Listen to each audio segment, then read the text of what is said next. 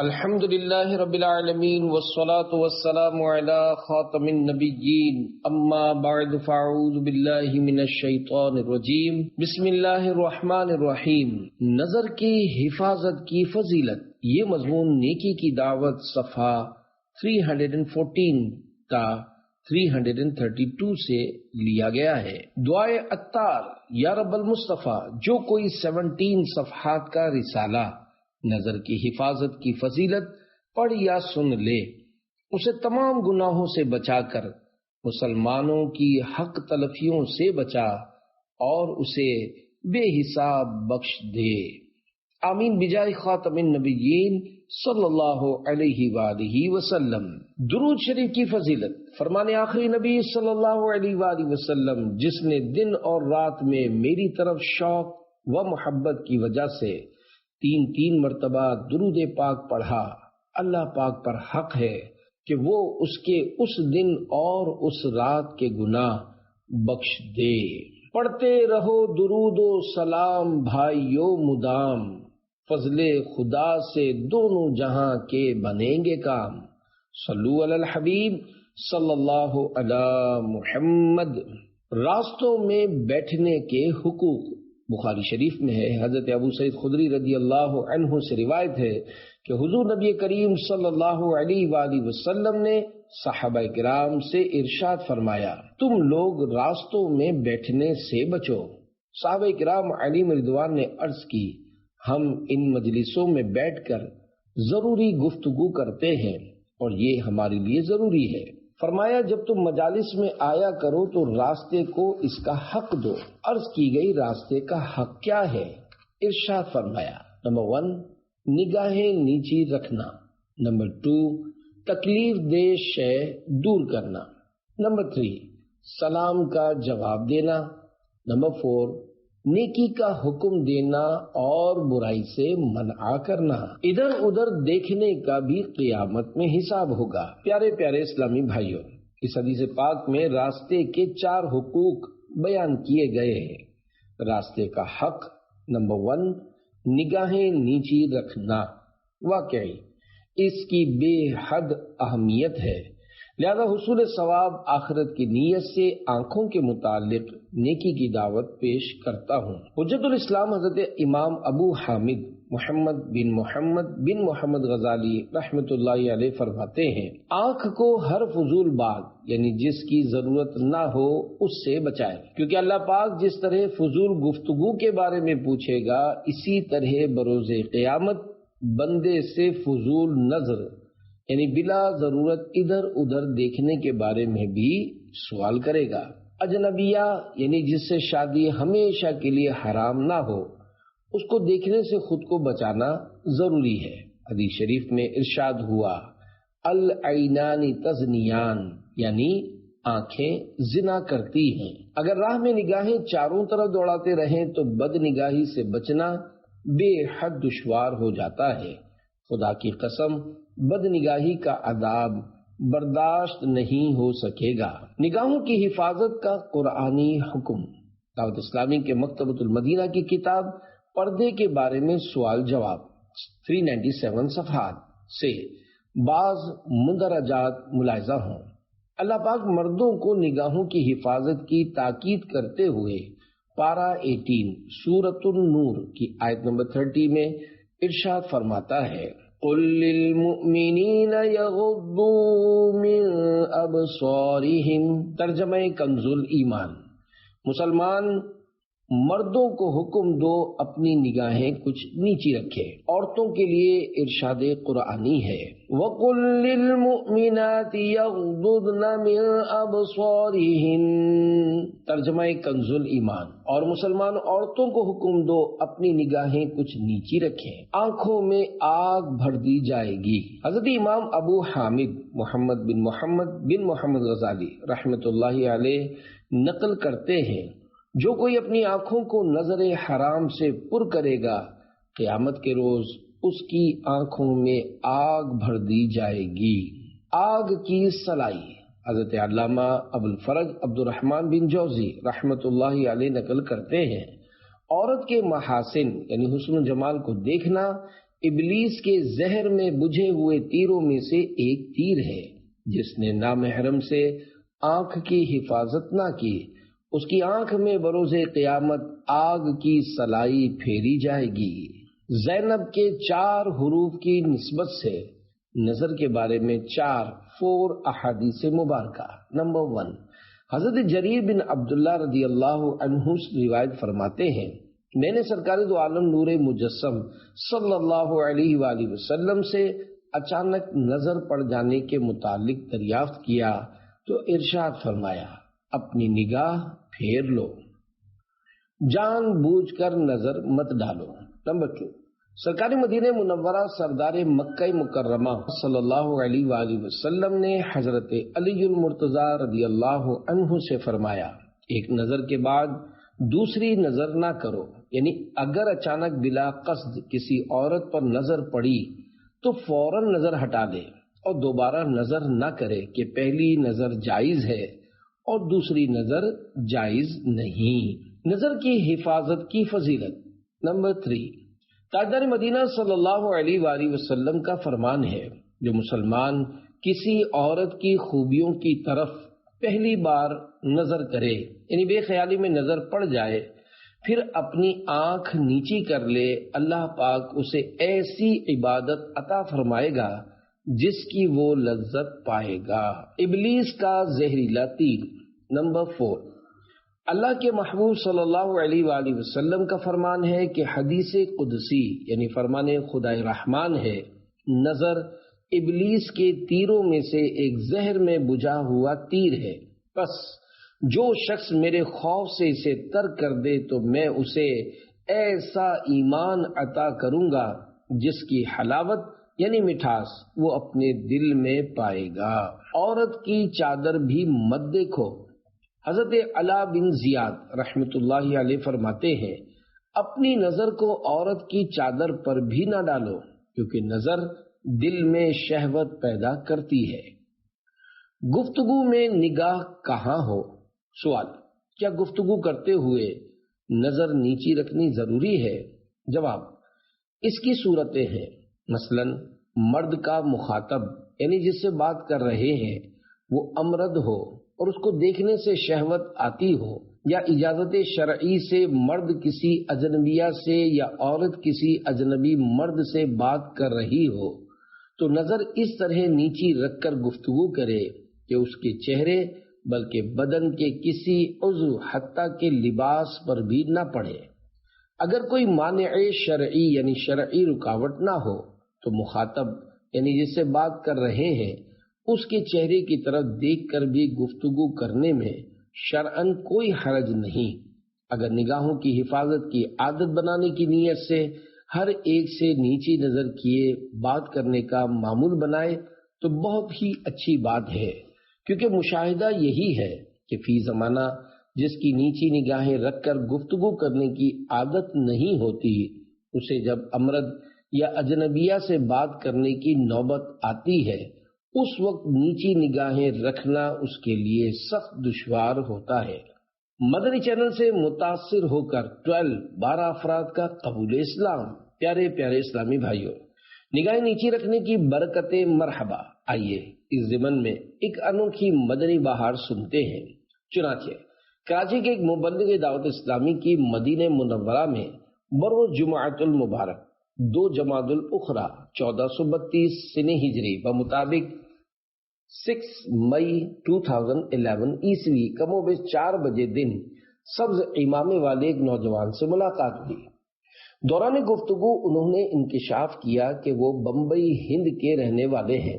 ان سمیت گھر کے تمام یعنی 12 افراد نے بروز جمعۃ المبارک 5 ذوالحجۃ الحرام 1431 سن ہجری بمطابق 12/11/2010 اسلام قبول کیا۔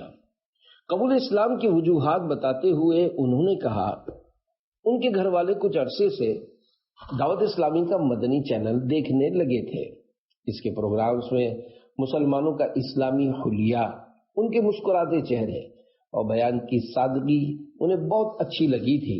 حالانکہ اس سے پہلے وہ لوگ بے عمل مسلمانوں کی حرکتیں دیکھ کر انتہائی بدظن تھے، مگر اب مدنی چینل پر اسلام کی حقیقی تصویر دیکھ کر اسلام سے متاثر ہونے لگے۔ بالخصوص دعوت اسلامی کے مبلغین کا بار بار نگاہیں جھکانے کی ترغیب دینا انہیں بہت بھاتا، اور آنکھوں کے قفل مدینہ کے فوائد کا تذکرہ سن کر وہ بہت خوش ہوتے۔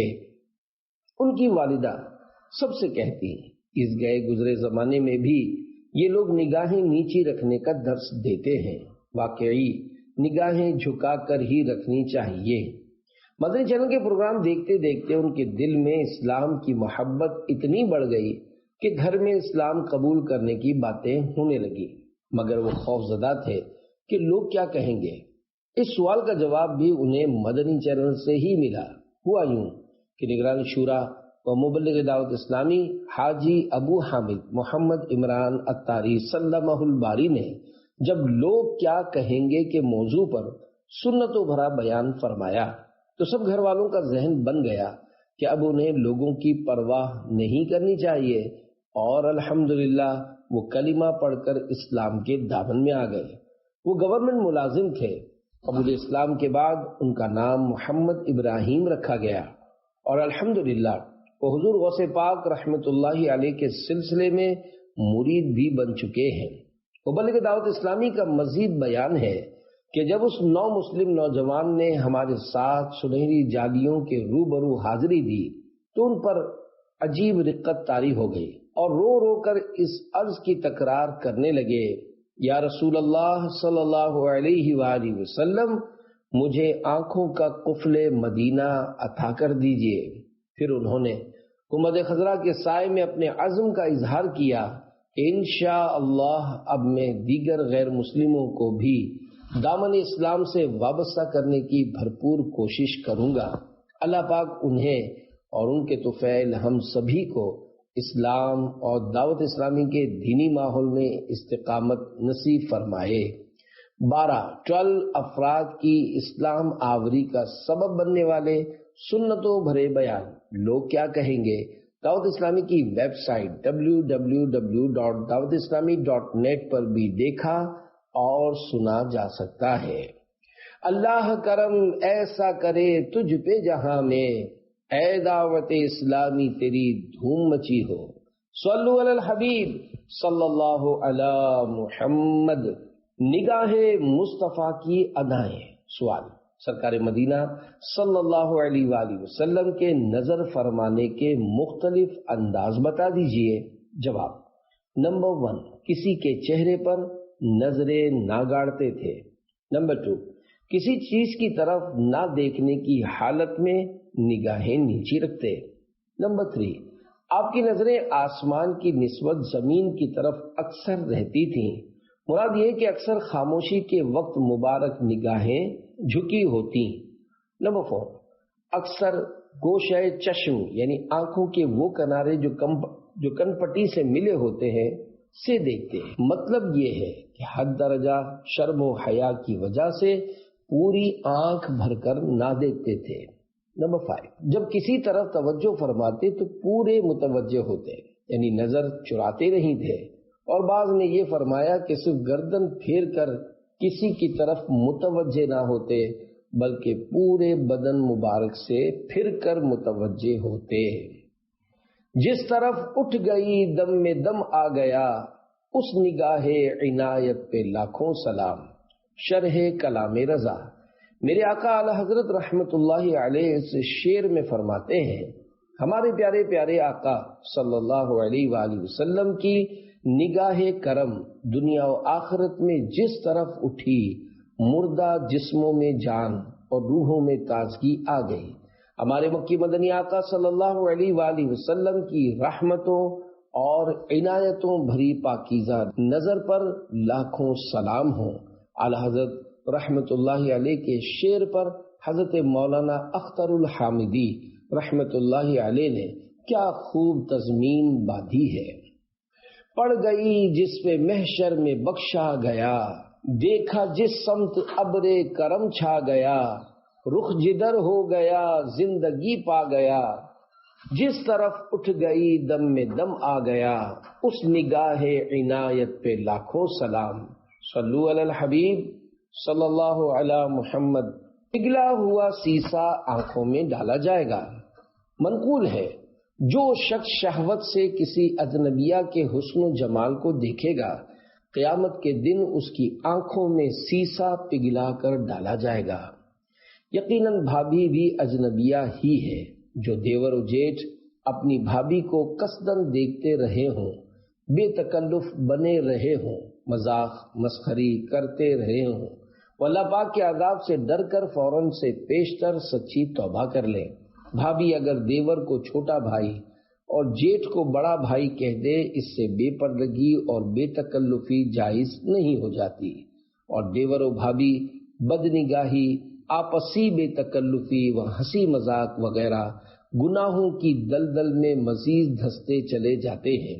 یاد رکھیے، جیٹھ اور دیور و بھابھی کا آپس میں بلا ضرورت و بے تکلفی سے گفتگو کرنا بھی مسلسل خطرے کی گھنٹی بجاتا رہتا ہے۔ بھلائی اسی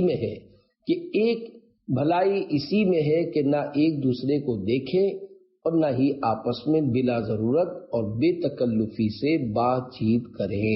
دیکھنا ہے تو مدینہ دیکھیے، قصر شاہی کا نظارہ کچھ نہیں۔ صلو علی الحبیب صلی اللہ علی محمد۔ میں ٹی بی کا مریض تھا۔ شرم و حیا کا جذبہ پانے، بدنگاہی کی آفتوں سے خود کو ڈرانے، نگاہوں کی حفاظت کی تڑپ بڑھانے، بات کرتے ہوئے نگاہیں نیچی رکھنے کی عادت بنانے کی خاطر عاشقان رسول کی دینی تحریک دعوت اسلامی کے دینی ماحول سے ہر دم وابستہ رہیے، اور اپنے اس دینی مقصد مجھے اپنی اور ساری دنیا کے لوگوں کی اصلاح کی کوشش کرنی ہے کہ حصول کی خاطر اپنے ایمان کی حفاظت کے لیے فکر مند رہیے، نمازوں کی پابندی جاری رکھیے، سنتوں پر عمل کرتے رہیے، نیک اعمال کے مطابق زندگی گزاریے، اور اس پر استقامت پانے کے لیے روزانہ اپنا جائزہ لے کر نیک اعمال کا رسالہ پر کرتے رہیے، اور ہر ماہ کی پہلی تاریخ کو اپنے یہاں کے دعوت اسلامی کے ذمہ دار کو جمع کروا دیجیے، اور پابندی سے ہر ماہ کم از کم 3 دن کے سنتیں سیکھنے سکھانے کے مدنی قافلے میں عاشقان رسول کے ہمراہ سنتوں بھرا سفر کیجیے۔ آئیے آپ کی ترغیب و تحریض کے لیے آپ کو ایک مدنی بہار سناؤں۔ ضلع ننکانہ پنجاب پاکستان کے ایک اسلامی بھائی تادم تحریر تقریباً 12 سال سے عاشقان رسول کی دینی تحریک دعوت اسلامی کے دینی ماحول سے وابستہ ہیں۔ ان کی وابستگی کا سبب بین الاقوامی 3 دن کے سنت و برے اجتماع صحرائے مدینہ ملتان شریف میں حاضری ہے۔ اجتماع کے تقریباً 7.5 ماہ بعد وہ سخت بیمار ہو گئے۔ ڈاکٹروں نے ان کے مرض کو ٹی بی قرار دیا۔ بیماری بھگتتے ہوئے لگ بھگ 4.5 ماہ گزر گئے، اور ایک بار پھر 3 دن کے سنتوں بھرے اجتماع کا موسم بہار آ پہنچا۔ وہ جانے کے لیے بے قرار ہوئے، مگر گھر والے مانے یعنی رکاوٹ ہوئے۔ انہوں نے امی جان کا ذہن بنایا کہ وہاں کثیر تعداد میں عاشقان رسول تشریف لاتے ہیں، مجھے جانے دیجیے۔ نیک بندوں کی صحبت اور وہاں ہونے والی رقت انگیز دعا کی برکت سے انشاءاللہ صحت کی نعمت لے کر پلٹوں گا۔ الحمدللہ اجازت مل گئی۔ دوائیں وغیرہ ساتھ لے کر اجتماع میں شریک ہوئے۔ اختتامی رقت انگیز دعا ختم ہونے والی تھی۔ دل میں حسرت پیدا ہوئی۔ دعائیں تو بہت ہوئیں، مگر ان کے مرض ٹی بی کے لیے صراحتاً یعنی صاف صاف الفاظ میں دعا نہیں مانگی گئی۔ کاش ٹی بی کے مریضوں کے لیے بھی دعا ہو جاتی۔ ابھی یہ بات ذہن میں آئی تھی کہ کمال ہو گیا۔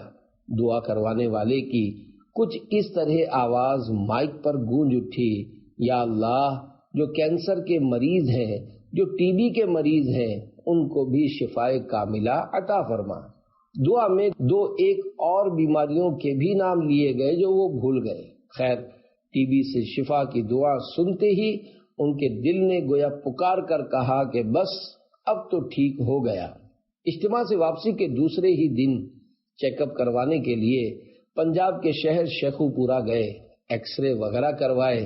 ایکس رے دیکھ کر اسپیشلسٹ ڈاکٹر حیرت زدہ ہو گیا اور کہنے لگا، مبارک ہو، آپ کی ٹی بی ختم ہو چکی ہے۔ اگرچہ ہو ٹی بی نہ گھبراؤ پھر بھی، شفا حق سے دلوائے گا مدنی ماحول، تمہیں صحت و عافیت ہوگی حاصل، تم اپنا کے دیکھو ذرا مدنی ماحول۔ بیماری کی عظیم الشان فضیلت۔ پیارے پیارے اسلامی بھائیوں، دیکھا آپ نے اللہ پاک کی رحمت سے سنت و برے اجتماع میں شرکت کرنے والے اسلامی بھائی کی ٹی بی کی بیماری جاتی رہی۔ ہم اللہ پاک سے عبادت پر قوت حاصل کرنے کے لیے صحت کے طلبگار ہیں، تاہم اگر کوئی بیماری ہو بھی جائے تو ہمت نہ ہاریے، صبر کرتے ہوئے بیماری پر ملنے والے ثواب آخرت پر نظر رکھیے۔ چنانچہ حضرت انس بن مالک رضی اللہ عنہ سے روایت ہے کہ تمام نبیوں کے سرور دو جہاں کے تاجور صلی اللہ علیہ وآلہ وسلم نے فرمایا، جب مسلمان کسی جسمانی بیماری میں مبتلا ہوتا ہے تو فرشتے کو حکم دیتا ہے تو اس کی وہی نیکیاں لکھ جو یہ پہلے کیا کرتا تھا، اگر اسے شفا دیتا ہے تو دھو دیتا ہے اور پاک کر دیتا ہے، اور اگر اسے موت دیتا ہے تو بخش دیتا ہے اور رحم فرماتا ہے۔ عارضی آفت دنیا سے تو دل ڈرتا ہے، ہائے بے خوف عذابوں سے ہوا جاتا ہے۔ یہ تیرا جسم جو بیمار ہے تشویش نہ کر، یہ مرض تیرے گناہوں کو مٹا جاتا ہے۔ اصل برباد کن امراض گناہوں کے ہیں، بھائی کیوں اس کو فراموش کیا جاتا ہے۔ صلو علی الحبیب صلی اللہ علی محمد۔ راستے کا حق نمبر 2، تکلیف دہ چیز دور کرنا۔ کانٹے دار شاخ ہٹانے والے کی مغفرت ہو گئی۔ اسی رسالے کے صفحہ نمبر 1 پر دی ہوئی بخاری شریف کی حدیث پاک راستوں میں بیٹھنے کے حقوق میں مذکور حق نمبر 1، نگاہیں نیچی رکھنا کے متعلق نیکی کی دعوت کے ڈھیروں مدنی پھول حاضر کیے گئے۔ اب اسی روایت میں بیان کردہ راستے کا حق نمبر 2، تکلیف دہ شے دور کرنا کے ضمن میں نیکی کی دعوت کے کچھ مدنی پھول پیش کیے جاتے ہیں۔ سماعت فرمائیے۔ یقیناً مسلمانوں کی راہوں سے تکلیف دہ چیز دور کرنے کی بڑی فضیلت ہے۔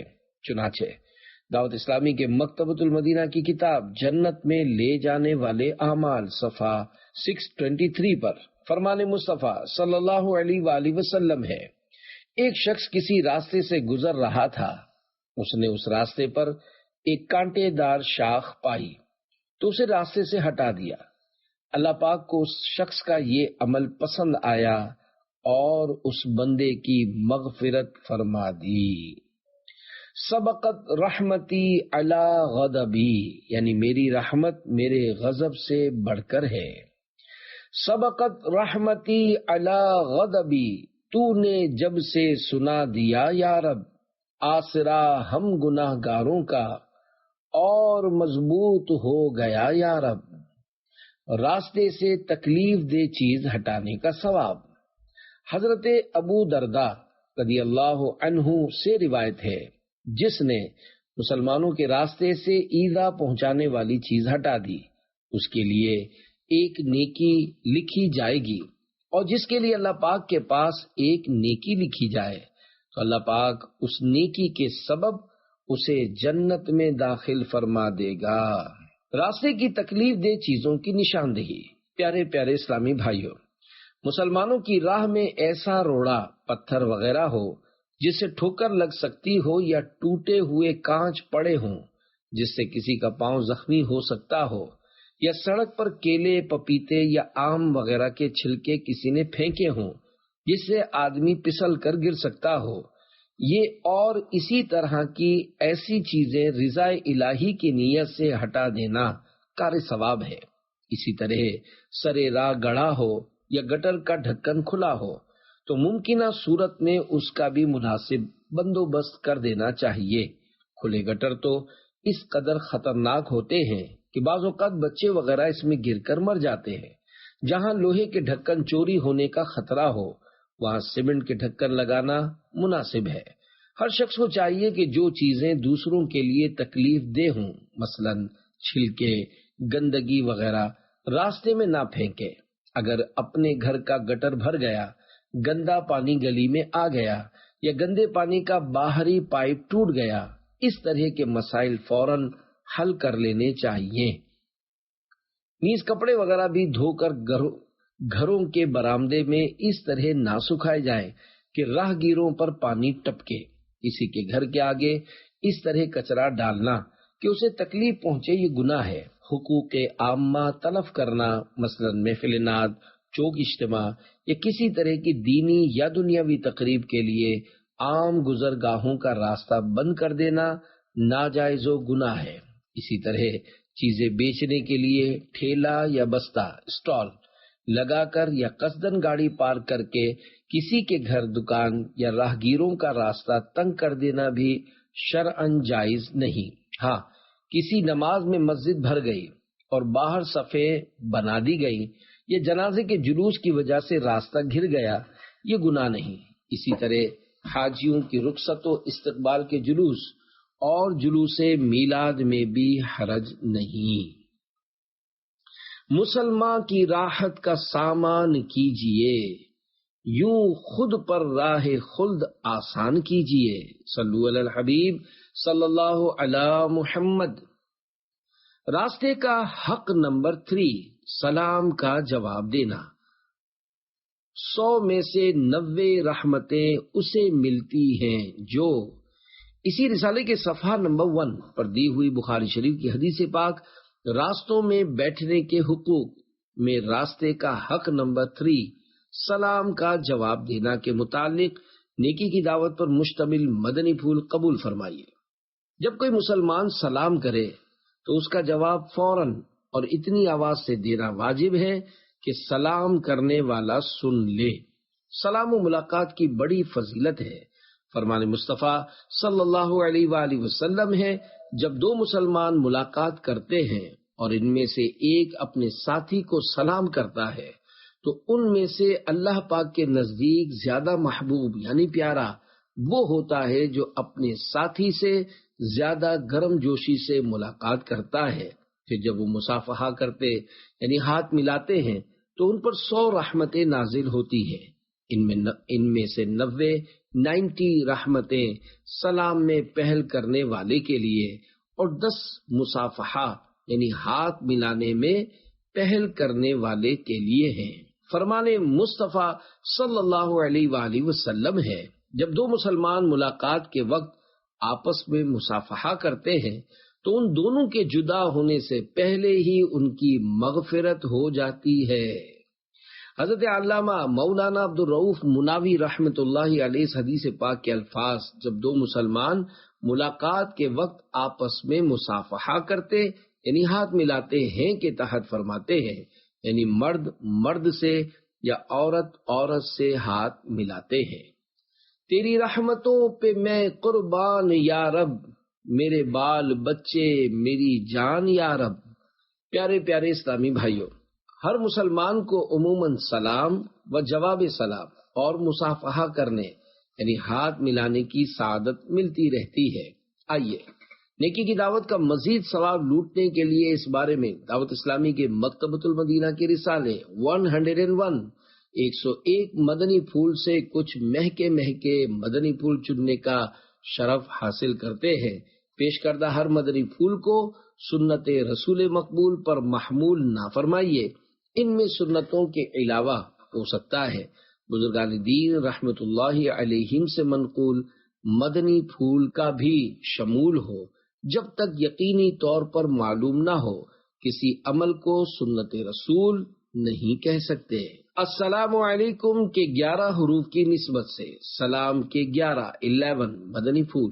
نمبر 1، مسلمان سے ملاقات کرتے وقت اسے سلام کرنا سنت ہے۔ اسلامی بہنیں بھی اسلامی بہنوں نیز محارم کو سلام کریں۔ نمبر 2، مکتبۃ المدینہ کی کتاب بحر شریعت 1332 صفحات جلد 3 صفحہ 459 پر لکھے ہوئے جزیے کا خلاصہ ہے۔ سلام کرتے وقت دل میں یہ نیت ہو کہ جس کو سلام کرنے لگا ہوں اس کا مال اور عزت و آبرو سب کچھ میری حفاظت میں ہے اور میں ان سے کسی چیز میں دخل اندازی کرنا حرام جانتا ہوں۔ نمبر 3، دن میں کتنی ہی بار ملاقات ہو، ایک کمرے سے دوسرے کمرے میں بار بار آنا جانا ہو، وہاں موجود مسلمانوں کو سلام کرنا کار ثواب ہے۔ نمبر 4، سلام میں پہل کرنا سنت ہے۔ نمبر 5، سلام میں پہل کرنے والا اللہ پاک کا مقرب یعنی نزدیکی پانے والا بندہ ہے۔ نمبر 6، سلام میں پہل کرنے والا تکبر سے بھی بری یعنی آزاد ہے، جیسا کہ میرے مکی مدنی آقا پیارے پیارے مصطفیٰ صلی اللہ علیہ وآلہ وسلم کا فرمان باصفا ہے، پہلے سلام کہنے والا تکبر سے بری ہے۔ نمبر 7، سلام میں پہل کرنے والے پر 90 رحمتیں اور جواب دینے والے پر 10 رحمتیں نازل ہوتی ہیں۔ نمبر 8، السلام علیکم یعنی تم پر سلامتی ہو کہنے سے 10 نیکیاں ملتی ہیں، ساتھ میں ورحمت اللہ اور اللہ کی رحمت ہو بھی کہیں گے تو 20 نیکیاں ہو جائیں گی، اور وبرکاتہ اور اس کی برکتیں ہوں شامل کریں گے تو 30 نیکیاں ہو جائیں گی۔ بعض لوگ سلام کے ساتھ جنت المقام اور دوزخ الحرام کے الفاظ بڑھا دیتے ہیں، یہ غلط طریقہ ہے، بلکہ بعض من چلے تو معاذ اللہ یہاں تک بک جاتے ہیں آپ کے بچے ہمارے غلام۔ میرے آقا اعلی حضرت امام اہل سنت مولانا شاہ امام احمد رضا خان رحمت اللہ علیہ فتاوی رضویہ جلد 22 صفحہ 409 پر فرماتے ہیں، کم از کم السلام علیکم اور اس سے بہتر ورحمت اللہ ملانا اور سب سے بہتر وبرکاتہ شامل کرنا، اور اس پر زیادت یعنی زیادہ نہیں۔ اس نے السلام علیکم کہا تو یہ وعلیکم السلام ورحمت اللہ کہے، اور اگر اس نے السلام علیکم ورحمت اللہ کہا تو یہ وعلیکم السلام ورحمت اللہ وبرکاتہ کہے، اور اگر اس نے وبرکاتہ تک کہا تو یہ بھی اتنا ہی کہے کہ اس سے زیادت نہیں، واللہ تعالی اعلم۔ نمبر 9، اسی طرح جواب میں وعلیکم السلام ورحمت اللہ وبرکاتہ کہہ کر 30 نیکیاں حاصل کی جا سکتی ہیں۔ نمبر 10، سلام کا جواب فوراً اور اتنی آواز سے دینا واجب ہے کہ سلام کرنے والا سن لے۔ 11، سلام اور جواب سلام کا درست تلفظ یاد فرما لیجئے۔ پہلے میں کہتا ہوں، آپ سن کر دہرائیے۔ السلام علیکم، اب پہلے میں جواب سناتا ہوں، پھر آپ اس کو دہرائیے۔ وعلیکم السلام، رضائے حق کے لیے تم سلام عام کرو، سلامتی کے طلبگار ہو سلام کرو۔ صلو علی الحبیب صلی اللہ علی محمد۔ ہاتھ ملانا سنت ہے کہ 14 حروف کی نسبت سے ہاتھ ملانے کے 14 مدنی پھول۔ نمبر 1، دو مسلمانوں کا بوقت ملاقات دونوں ہاتھوں سے مصافحہ کرنا یعنی دونوں ہاتھ ملانا سنت ہے۔ نمبر 2، ہاتھ ملانے سے پہلے سلام کیجیے۔ نمبر 3، رخصت ہوتے وقت بھی سلام کیجیے اور ساتھ میں ہاتھ بھی ملا سکتے ہیں۔ نمبر 4، نبی مکرم صلی اللہ علیہ وآلہ وسلم کا ارشاد معظم ہے، جب دو مسلمان ملاقات کرتے ہوئے مصافحہ کرتے ہیں اور ایک دوسرے سے خیریت دریافت کرتے ہیں تو اللہ پاک ان کے درمیان 100 رحمتیں نازل فرماتا ہے، جن میں سے 99 رحمتیں زیادہ پرتپاک طریقے سے ملنے والے اور اچھے طریقے سے اپنے بھائی سے خیریت دریافت کرنے والے کے لیے ہوتی ہیں۔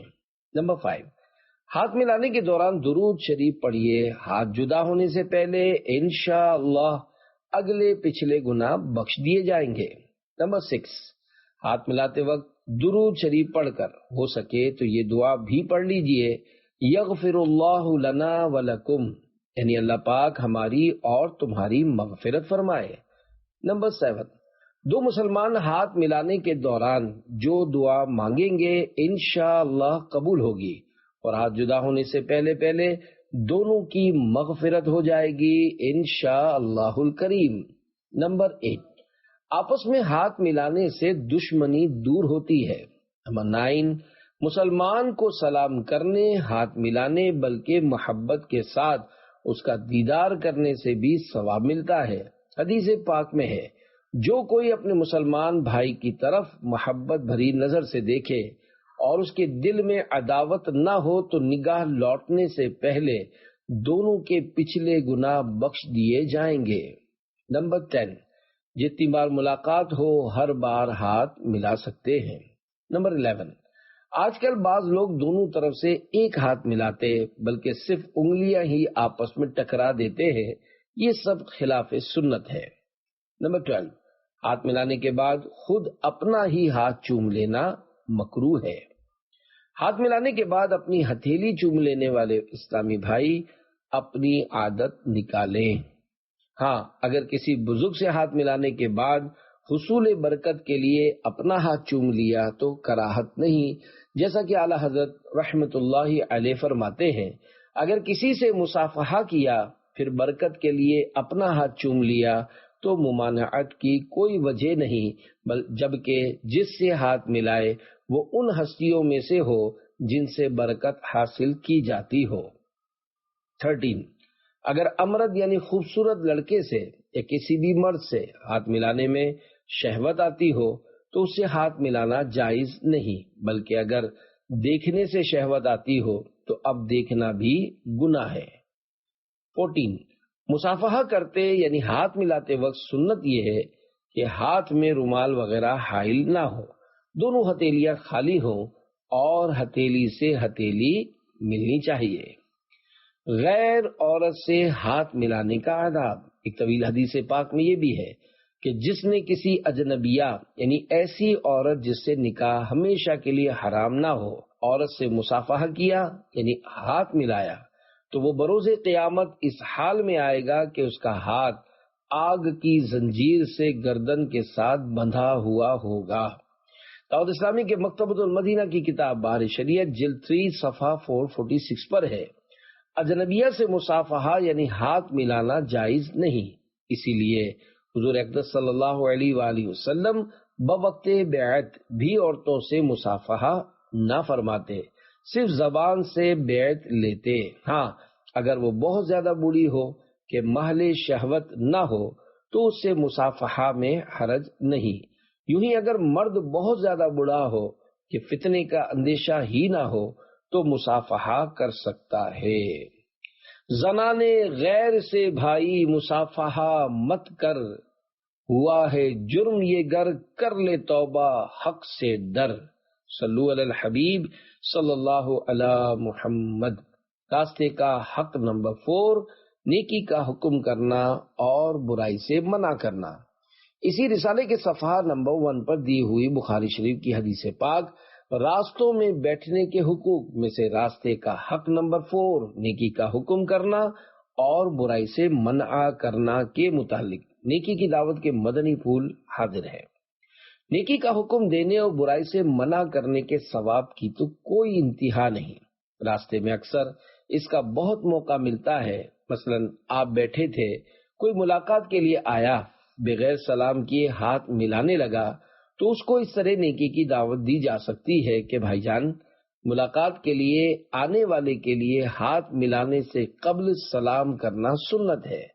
بعض لوگ سلام کرتے وقت جھک جاتے ہیں، ان کو بھی موقع کی مناسبت سے اور ان کے ظرف یعنی حوصلے کے مطابق سمجھایا جا سکتا ہے۔ مثلا ان سے کہا جائے، دعوت اسلامی کے مکتبۃ المدینہ کی کتاب بہار شریعت جلد 3 صفحہ 464 پر مسئلہ نمبر 31 ہے، بعض لوگ سلام کرتے وقت جھک بھی جاتے ہیں، یہ جھکنا اگر حد رکوع تک ہو تو حرام ہے اور اس سے کم ہو تو مکروہ ہے۔